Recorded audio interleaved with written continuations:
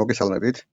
მოცემული გვაქვს ყოველდღიური პროდუქტების გაყიდვების ცხრილი და ამ პროდუქტების გაყიდვების ცხრილიდან მინდა რომ გავაკეთო იმის ანალიტიკა, თუ ქალაქი უბანის სვეტი რო არის, ქალაქი უბნის მიხედვით რამდენმა უნიკალურმა კლიენტმა შეიძინა ჩემთან ნივთები და როგორ გავაკეთოთ ეს.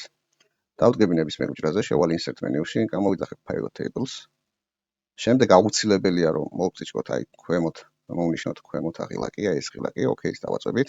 შეიქმნება ახალი შიტი.